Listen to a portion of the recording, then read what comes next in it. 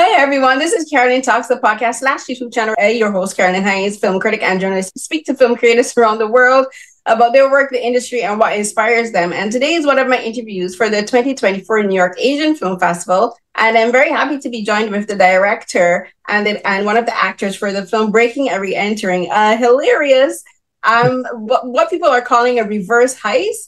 But I actually kind of look at it more as a homage to Robin Hood and his band of merry men, and I'll get into explain why. But first of all, we have director Leo Wang and actor Kent Tsai to talk about the film. So thank you so much for joining me. Thank you. Very happy to be here. Yes. First, my first question is for you, Director Wang. So this is your second feature film. Your first feature film was a film that I've actually seen called The Ninth Precinct, which was a supernatural thriller. And that one kind of had elements, I would say, of Taiwanese and Southeast Asian culture using a supernatural element. So talk to me about going from supernatural to more very much live action, more action oriented and comedy. The first one didn't have any comedy. This one has more comedy elements in it. So talk to me about making that transition from going from supernatural to action comedy. I'll say, well, what I always wanted to do, like, since I was a kid, is I love, like, I want to do blockbusters and like that type of film, like genre. So action doesn't matter, supernatural. I'm actually very scared of ghosts. So That's a healthy fear. The first one is actually is a big challenge for me. But yeah, I was fascinated by just genre feature in general. So yeah, I always heist movies like one of my I grew up on it. I love all the Ocean's series, Baby Drivers, or like some of the Korean, like it's called Extreme Jobs. I'm not sure you've seen it. The fried chicken one, that's awesome. So like all these kind of movies. So I love all of them. So yeah, so I actually started working on I just want to do like a Chinese version of Ocean's 11 essentially. And one of my writer friend, like I guess we got really drunk one night and he just like, hey, like usually these kind of heist movie, like it's about like stealing money away from the banks or like, the jewelry shop. What if we return the thing? It's actually much harder, right? Because it's like essentially a reverse heist. We're like, yeah, that's actually very interesting. So, so we decided to do it, and people seem to like really like the idea, right? Because it's never been done before, at least in Taiwan. So, yeah, so we got moving really pretty quickly. So, yeah. Yeah, heist films are very common, and there are a subgenre in and of themselves. Like I think it's kind of like a subgenre of the not only action films, but more particularly the espionage films. Kind of like you mentioned Ocean's 11, but I was also thinking of films like Entrapment, Mission Impossible, and of course you have why am I drawing James Bond. And like those that's a subgenre in itself. And your film kind of does that, but in the reverse, where they're not looking to steal, but they do steal, but they're looking to put back what they stole. And at the beginning, I mentioned Robin Hood. And Robin Hood, the whole element of Robin Hood is like he steals from the rich to give to the poor. And there's that kind of an element in the film. But I kind of saw the comedy. The comedy actually reminded me a lot of the 1993 Robin Hood Men in Tights. And where like it kind of give me that bumbling, foolish like comedy where it's like they're doing the act. It's like heavy and action, and then like something happens, and it's just like this is absurd. Yep. So I want you to talk a bit now. Talk a bit about balancing the action with the comedy because it's a very delicate balance where you can't let the comedy distract from the flow of the action. And so talk a bit about developing that in the script, but also working with the stunt choreographers and the stunt coordinators to make sure that those stunts with the comedy elements play well into the actual action sequences themselves. All right, honestly, for me, like for this script, making films in Taiwan is actually, I think, a lot. Is quite. I want to say it's more difficult in other countries, but it's very difficult to like a movie this scale. It doesn't. They don't really do much movie like in this kind of scale. There's a lot of like horror movie, but smaller scales or like student romance love story. So to do a film on this level, like action and stuff, is actually quite hard. But I want to achieve more audience, right? So I use Ocean's 11 as my backbone, and a lot of the element from Extreme Jobs or even the Suicide Squad, like for the weird family dynamic. Like that's kind of like my, I guess I'm just drawn into like this kind of like weird family dynamic with a random like rag guys. Yeah. So yeah, so when we're during the scripting stage, we know like our action pieces won't be as big as like the Hollywood films, right? So we have to be creative with what can we either pay homage or like kind of like have a little fun with the tropes in this kind of film. Like in the first few, like one of the opening scenes, the laser scenes, right? They have to go through the lasers. So I think that hasn't been done before. I'm not sure, but at least when we thought about it, we're like, okay, so we're not gonna have the big action pieces like Ocean's 12, but what we could have is like we can have some fun with it. So like we can't really see the laser in our through our eyes, right? So usually you have to put on the goggles, but people never really done that. Like, oh, if you can see that, they actually look quite stupid, right? Doing all the moves and stuff. So we during the scripting stage, we try to use a lot of these like we'll like play with the tropes and try to at least use more creative ways to kind of get through the big scale that we can't really pull off in Taiwan. So that's kind of like our yeah. I thought the infrared laser sequence was actually a pretty smart way of like managing the budget, but also adding the comedy element. Because for those types of films, like I mentioned, Entrapment, that has a very famous sequence with Catherine Zeta-Jones where she's like doing like this slinky move, and then there's of course like Mission Impossible and even Resident Evil. You know, like the scene where she's always, like those scenes are always super serious or even like sexy, and we like the audience is put in the place of the character where they are seeing the beings because they're goggles, and so you're never really shown like what it looks on the outside without them having the with us the viewers seeing like they look silly doing this because there's like actually nothing there. So I thought it was actually a really smart and a very funny sequence because it showed like the absurdity of the entire concept within itself. So I love that sequence, especially where Ken's character, Carl, he's watching me, he's laughing. Yeah, through his eyes, right? It's like so for you now. So my question now for you, Ken, is what was the casting process like for you with this film? Because your character he's extremely smart, but he's very witty and he's very comical, but he has to be very endearing. Like he has all of these elements to him, and he's also a softie. Like he accidentally killed someone and his first reaction is to freak out and then puke. So talk to me about the casting process.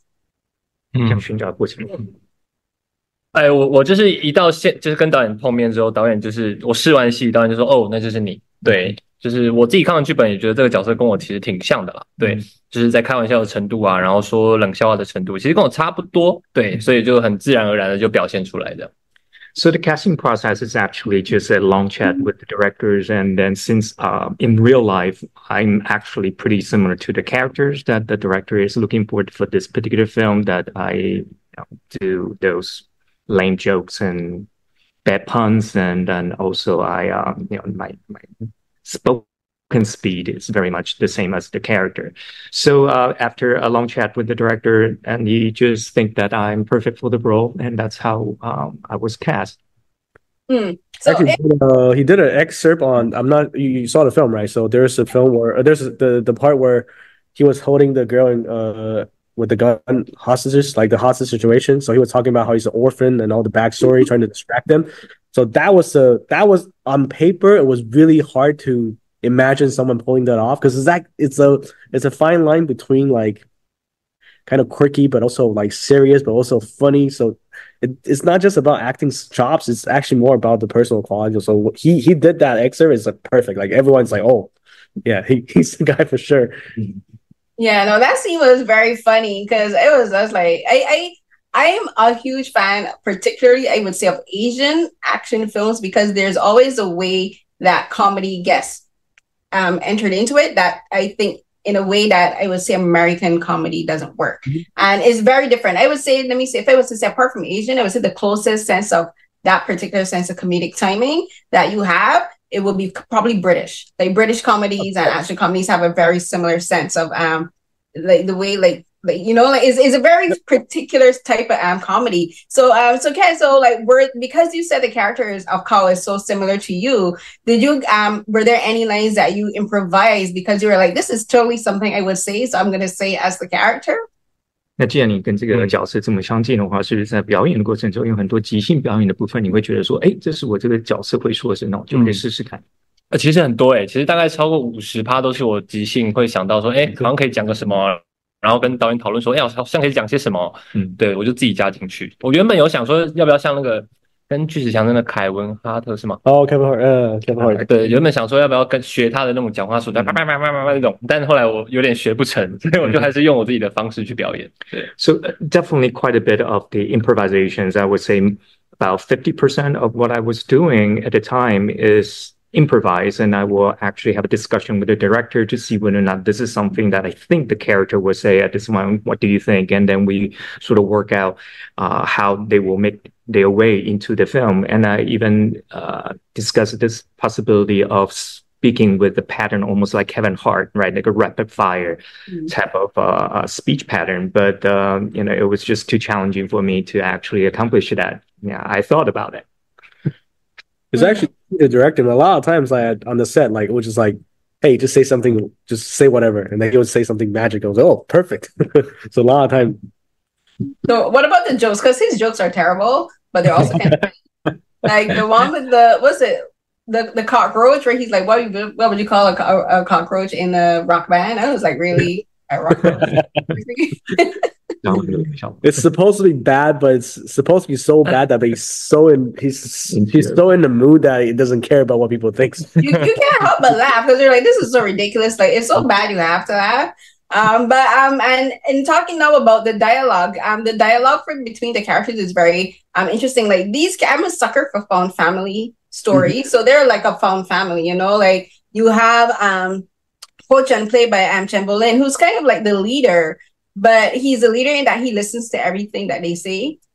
He doesn't only go by what he wants. He listens to what they say. And then there's like Kao and Wen Hai, played by JC Lin, and Uncle Ben, played by Frederick Lee. So I want to talk about the characters and their dynamic, because the films like this, because it is essentially an ensemble film, they have to work with how the characters work together. Like, yes, you have characters who are opposites, but they still have to work in the fact, like, their arguments don't feel like world ending, like you have to believe fully in them. So talk to me about developing the characters, but then also developing them with the actors. Like you said, you worked a lot with Kent to make sure that the character worked for him. So like, what about developing the characters to make sure they worked with the other actors?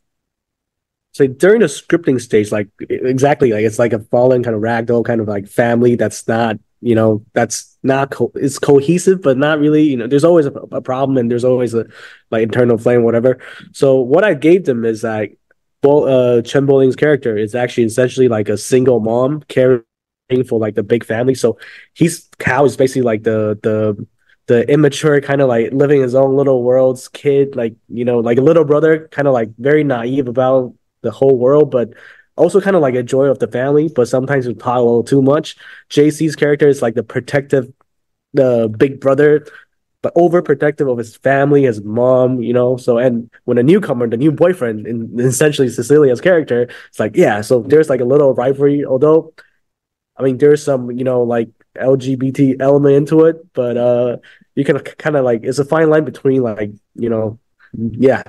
And Frederick's character is basically like an old grumpy grandfather was always like bragging about his old past, but never really do much, So that's kind of like the guideline I give them. But a lot of the lines, it's like, because on set is such a great family, like they really enjoy spending time with each other. So a lot of the time it's actually them just throwing like random jokes and lines at each other. So I'll say about 30% of the final lines in the film is actually not in the script. Yeah. That's a lot, actually. Yeah. That's a lot. Before I ask a bit about like working the comedy into the script with the action, now I want to talk about the actual action itself, like the fight, working out the fight choreography. Like like for instance, there's a sequence where Po Chen, he's going to hit someone with an umbrella, but the umbrella gets caught on the door, and like those kind of elements, like, yeah, you can script them, but sometimes they don't necessarily work within the environment or work with what like the stunt choreographers and the stunt coordinators had in mind. So talk to me about coming up with those minutiae, because if I'm going to mention comedy in action, I have to mention people like Jackie Chan. who excels. Like him and Sammo Hung, like they excel at getting comedy and action melded together. So talk to me about the working with the actual action, like the sequences and figuring out, okay, this is how this umbrella is going to work. Because I'm very interested in that kind of stuff. And when it comes to action films, like getting like the technicalities of figuring out how this is actually going to work once you get on set. Well, at least I like that. Actually, to answer earlier question, you were saying like it's like kind of like a British tempo, but a lot of these, like a lot of the parts actually came from like Guardian of the Galaxy. You remember the first one when in the end Peter Cole basically started break dancing, like kind of like it's like what the hell are you doing? But that's actually a distraction. So that actually inspired me a lot of the action beats in this film. So well, heist is about like a distraction. I'll show you something a lot like magic. Right? I'll show you something, but what's really happening is like on the other side. So again, back to the budget part. So we know action wise, we're not going to be like like crazy, like balls to the wall. So we have to be creative. So we try to add a lot of comedic element to make at least the action seem more fun and kind of like it just flows better. So that goes into the thinking about making the action beat works. And thanks to our coordinator, like a lot of the part, like he came up with. So he mentioned the umbrella hook and also like throwing the person over the floor. So yeah. Mm-hmm. Okay, Ken, you didn't have any. I'm trying to remember. No, you didn't have any action sequences. So because I kind of see Kyle as an observer to everything that happens. He's kind of like the audience interjected into the story. Is there anything that when you were in the film, or perhaps like just as an actor, you wish you could have done with regards to action? And it may seem like a run-of-the-mill kind of question, but I'm really interested to know like if you were like, wow, my character is more of an observer, but sometimes as an observer, we wish we could interject. So like, was there any scene or something in particular that you wish that you would have liked to have been able to do or have Carl do? 你们那一场戏有一些动作的这些，可以发挥的，比较进去里面的设动作，我完全没有我顶多就是一些很奇怪的，就是趴在人家身后要有一些很奇怪的姿势，我好像完全没动作戏，我应该完全没有吧？没有，他就说有没有看到哪一个？你说我想兴趣过来很长啊。我一直跟导演说，我想要有一些就是很帅的，就是达人这样。那导演说你不行，因为我很想要就想说冲进去，然后这样揍一下，就觉得好像还不错。但导演就说不用，这不是我的专业这样。So yes, indeed, I didn't think that I have any type of action sequence that I was involved in. I was just sort of having very quirky and funny expressions along with the other actors acting out their action sequence. I have thought about in many occasions that I should jump into the action as well, but I think that the director said that this is not really your character. This is not something that almost I will be breaking the character if I do so. So yeah, I didn't. They didn't make their way into the film. I told him if there's a sequel, I promise him there will be a lot more action for him, but let's hope. Let's put fingers to God there will be sequels. Is he gonna get to do more than make scallion pancake bombs, which I thought was ingenious? It was like, but then it was also like, but no one ate any. But yeah, yeah.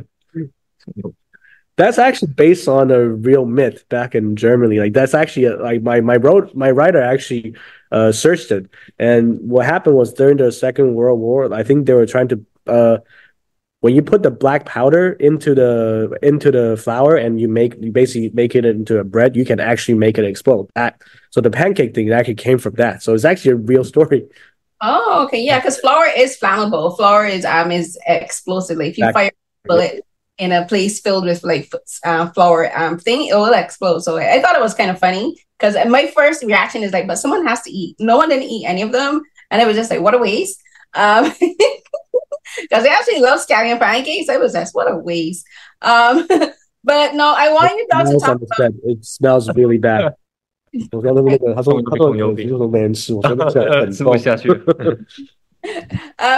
want now to talk about like the main antagonist to the film. So he is so his name is Haiju and he's played by Kang-ren. And he's a very interesting character because he uses a lot of like English idioms when he's speaking when interspersed with Taiwanese. And like his second in command are always like, but what are you talking about? And it's just like he's saying things that no one understands. And when he speaks in English, I kind of saw that as kind of like mocking how people, and this is just globally, think that English makes them look superior to other people who don't speak English. So I thought I want you to talk to me about his character because he's an antagonist, but he's not like yeah, he is evil. But he's evil. He's a very interesting type of evil. Like he kind of reminds me a lot of like some Korean, like the way how Korean bad guys like tend to speak in English. But yeah, talk to me a bit about him. Well, the intention is always to. I personally like cartoonish villains, like the Bonds movie. Like they're evil, and there's no. I mean, they're evil for being the sake of being evil. They're just bad people, but they're always fun, right? So like Bofat or Silva, right? The character from Skyfall, like he made it fun. He's evil for sure, but he's so fun to look at. Joker in the other way is, but he's much more sick-minded than this character. But yeah, so exactly that's the trope we play with. Like even in Taiwan, there's a lot of like fake American-born Chinese, right? So pretend they can actually speak like they were speaking like they speak Chinese most of the time, but they're throwing some like English like hey, this kind of like random words to make it seems like, higher class or whatever is actually very common in Taiwan. So we want to play with a trope and this kind of character would, right? He will want to act superior to other people. He think he's superior. But the funny thing is actually the actor can't speak English. So Chris actually spent a lot of time trying to perfect, like the American-born Chinese accent, but he actually can't speak English. So that's actually it's a fun process to like he record a lot of like real like ABC people in Taiwan like that he really spent a lot of time like listening to the accent and play with it. Yeah, it was fun. It worked and it's fun because like sometimes when I see people do that like they like especially when they're doing it with people who don't speak English that's around them, I'm like, why are you using English when exactly. Around you speaks English? And I sometimes I find because I've learned a bit of Mandarin and Japanese and other languages, and sometimes I'll find myself saying a word in like Korean or Mandarin. I'm like, why am I saying this? Because no one else around me speaks these languages, and it kind of feels silly to me. But so when I watch people do it, I'm like, yeah, you just look silly. Like so, I thought it was a very interesting character element to the character, and for Cecilia's character. JC's character didn't like her at all, and I actually understood why he didn't like her. I was on his side actually. I was like, yeah, you're an interloper. Why are you just turning up here after 5 years and you're getting integrated into the character? So now talk to me about her character because as I said, at the beginning I compared like the film a bit to like Robin Hood and Men in Tights. So she kind of reminds me a bit of the Maid Marian character where she's like the girlfriend of like the leader and she comes in and she's like, I want to be a fighter too. And it's like, you can't fight and you have bad ideas. Like you're doing this really badly. So but some people would be like, well, why would she want to readily jump into like the fray and be a criminal? I'm like, there are women who love bad guys, make very, very bad decisions. So she actually seemed very realistic to me with regards to like in this kind of setting. So now I also found necessary to balance out the film. Like you gotta like balance out not only the comedy and the cute and the action, but you also gotta balance out the different types of personalities. So she adds the personal conflict with the group. Well, when I talk to Cecilia about the role, like we talk about realism, how realistic is it? Like how she will accept all these things so quickly? What I said to her is like, well, when you're back against the wall, right, and when this is the only way out, and how many chances in your life you can say, I got a chance to rob a bank and return all the money, work with like a rag, like a group of professional thieves. Like who can say they actually did that in their life? So who will actually say no to that? Because if they don't do it, they're gonna be dead, right? So why wouldn't they? So yeah, I mean, on the grand scheme of things, like it's actually kind of hard to understand. But when you really put yourself in that situation, it's actually a no-brainer for me. So yeah, she was interesting, and I as I said, I completely agree with Wen Hai, where he was just like the scene that I thought was really funny where like Uncle Ben was telling him, find your motivation, get into your character. He's like, I found it. She's my motivation. She's my motivation. I want to punch her. I asked you a bit about working with the director, coming up with your character. Now, talking about working with the other actors, because this is an ensemble film and you have to develop your own chemistry as like a family with all these different personalities. So like, how did you and the other actors like come work out your chemistry together? Because I know it's very hard to like just jump straight into a show and like, we're family now. And it's just like, ooh, but not really. 所以跟其他一些演员是怎么样把这样子的彼此一默契培养的像一个家人。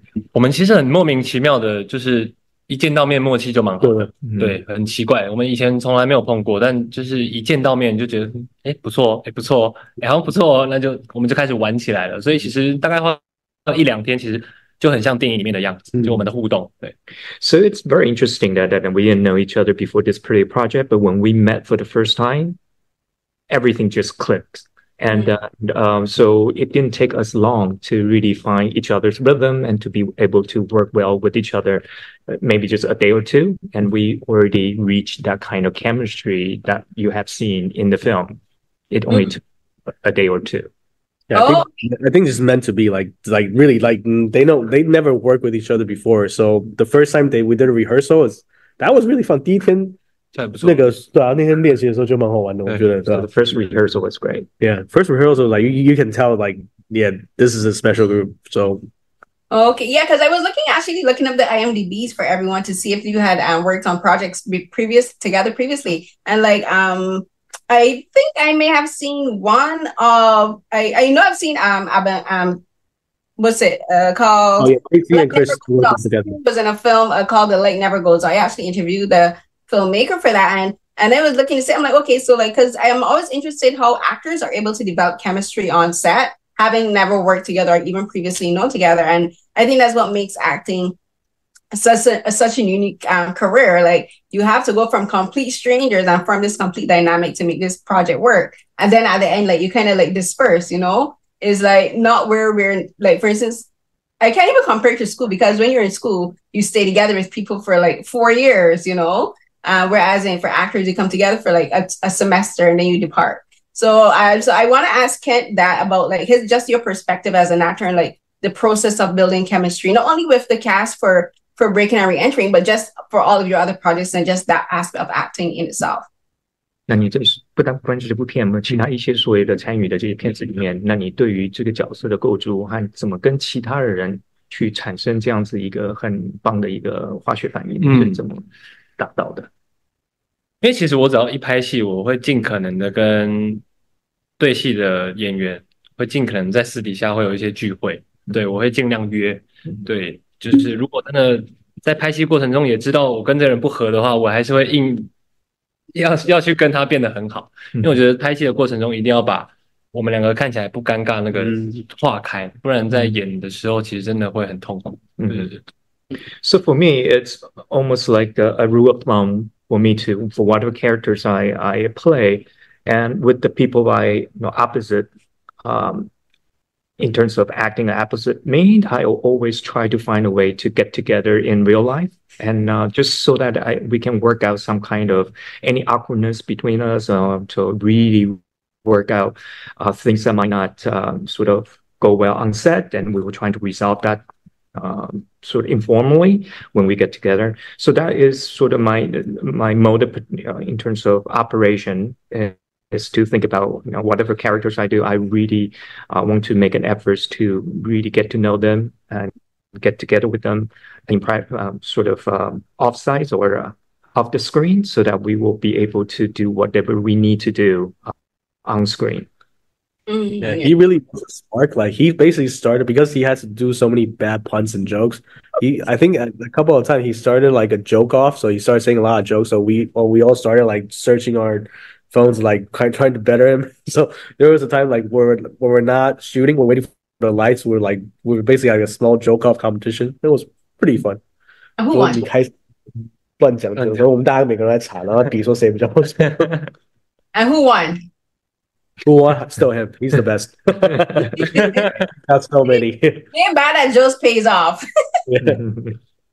Okay, so I think I have time for one last question. So this one is going to be probably one of my fun questions. If you could steal from anywhere in the world, where would you steal from? For me, it would be a museum. I'd probably go and steal some artifacts from like some British museums and return them back to their homelands. Where would you steal from if you could? For both of you. Ooh. That's a very hard question. There's so many things. 赌场吧。赌场吗？钱吗？ That makes sense. Yeah. Casino. Casinos. Yeah. One chips could be worth millions, so we can exchange it right away. That sounds perfect. Yeah. Because we love monies. I mean, like you need money to live. I don't care what anyone says. Yes, money. People like money don't make you happy. I'm like, yes, it does, because I can buy all the shoes and all the bags and all the food I want. Yeah, casinos are like I was trying to be a bit more altruistic, but a casino makes more sense. But thank you so much to both of you for joining me today, and congratulations on the film. It was honestly truly enjoyable. I laughed a lot, so thank you. Yeah, okay. Thank you. Bye. Bye. So everyone, that was another episode of Carolyn Talks. And this was my interview with director Leo Wang and actor Kent Tsai to talk about their film Breaking and Re-Entering, which had its world premiere at the New York Asian Film Festival. It is honestly a really funny film, and it's called basically a reverse heist film because they steal and then they have to put back, which has a whole layer of complexity to it. And it's honestly a very funny film. Like Kent's character Carl is very funny, and he's very sweet and endearing and has terrible puns. But then also there's a really good amount of action in it and comedy and some endearing moments between the characters, so that I really liked. And if they did a part 2, I'd watch it. Wonder what they do for part 2. But that's it. But yeah, so like the film premiered at the New York Asian Film Festival, so you can go on the website to see where you can screen it, apart from the Lincoln Center, and look for its release date as well in Taiwan and other markets. Yes, so and other markets around the world. The word I was looking for are territories. Yes. So you can of course find the video version of this on my YouTube channel. That's youtube.com/@Carolyn_Hines. And you can go to my digital portfolio. That's r3.com, authorry.com/Carolyn Hines. Look for links to all the podcast links, the YouTube links, as well as all my published writing and interviews, op-eds, film reviews, film analysis, all of that. You can also find me on Twitter and Instagram @Carrie, CNH12. That's CARIECNH12. Look for the hashtag Carolyn Talks. You can use K-Crush to look for my work for a K-Crush American magazine, or go to the website, which is kcrush.com. And I do work my virtual roundtables for the African American Film Critics Association. Those are only in video format. I don't do podcasts. I don't do podcast edits of those. So those are also in a playlist on my YouTube channel as well. And so I'll also be doing coverage for the Fantasia International Film Festival, which take place here in Montreal, in Canada, which I unfortunately couldn't afford to go to this year. So I'm covering virtually from Toronto as well. But so look forward to that. So until the next episode of Carolyn Talks, everyone stay safe. Bye.